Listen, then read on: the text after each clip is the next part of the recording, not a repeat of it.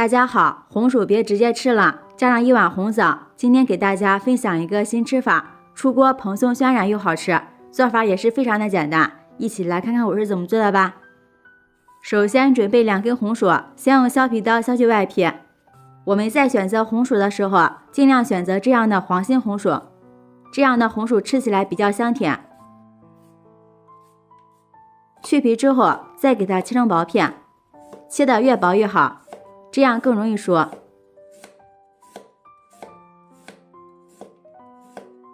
切好之后放入盘中，然后放入蒸锅里，盖上盖子给它蒸熟，大约需要蒸15分钟。趁这个时间，准备一把红枣放入碗中，往里面加入1勺食盐，再加入1勺玉米面，倒入少许的清水，用手给它抓一抓。因为红枣在晾晒或者是运输的过程中，难免会沾上一些细菌和灰尘，加入食盐有杀菌消毒的作用，玉米面有很好的吸附性，能更好的吸附红枣褶皱里边的脏东西和灰尘。抓洗一遍之后，再多倒一点清水，给它清洗干净。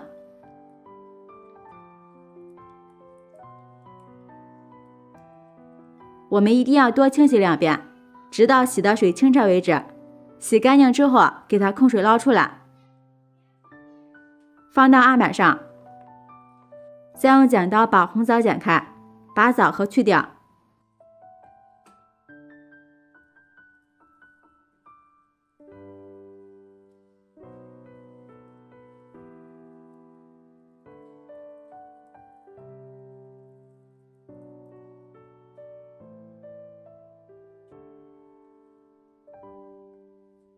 全部处理好之后，再用刀切碎，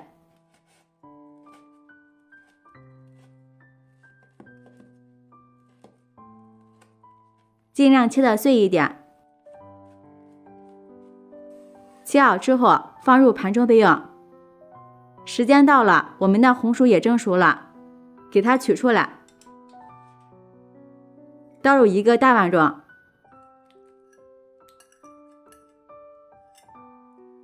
用叉子给它压成红薯泥，尽量压得细腻一点。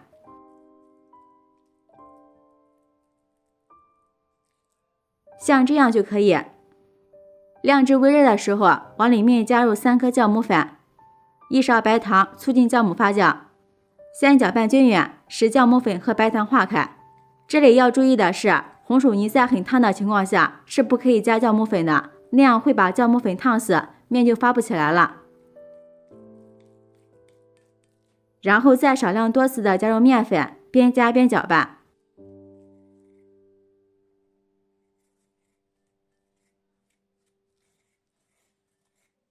搅拌成这样的大面絮状，把我们切好的红枣碎加进来，再下手揉成面团。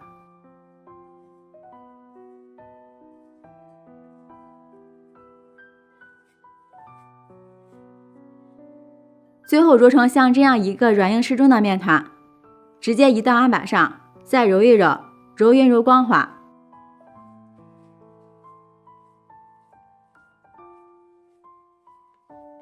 然后再整理成一个圆形，用手按扁，上面撒上点干面粉防粘，再用擀面杖擀成一个长方形的大面片。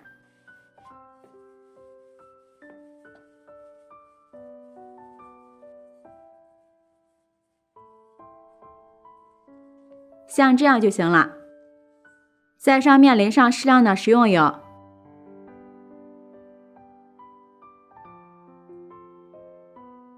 用刷子刷均匀，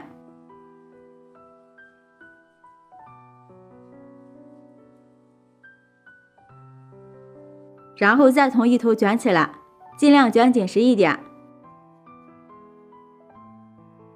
边卷边压，排出里边的空气。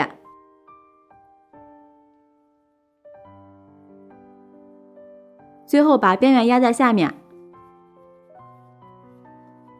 再稍微的揉一揉，这样会更加紧实。再用刀给它切成大小均匀的剂子，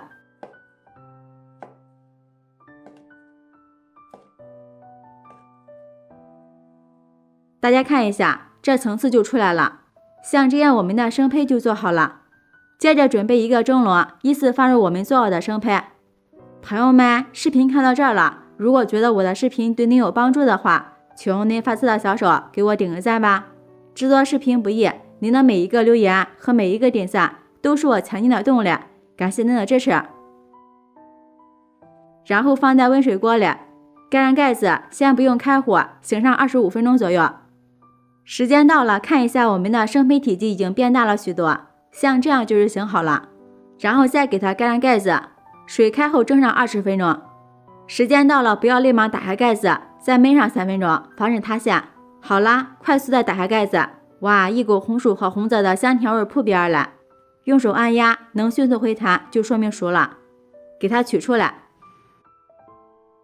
一道简单又好吃的红薯千层饼就制作完成了，大家看一下，颜色金黄金黄的，非常的漂亮，层次丰富，里面满满的红枣碎，看上去太有食欲了，还可以一层一层的接着吃。咬上一口，蓬松又渲染，有红薯和红枣的香甜味，香甜可口，真的是太美味了。以后红薯别直接蒸着吃了，加上一把红枣，试试这样做，香甜渲染，好吃好消化，老人和孩子们吃都很适合。做法也很简单，喜欢的朋友就专业收藏起来试试吧。喜欢我的视频记得点赞、关注、留言、转发哦，感谢您的支持。点我头像可以看到更多美食视频，我们下期视频再见。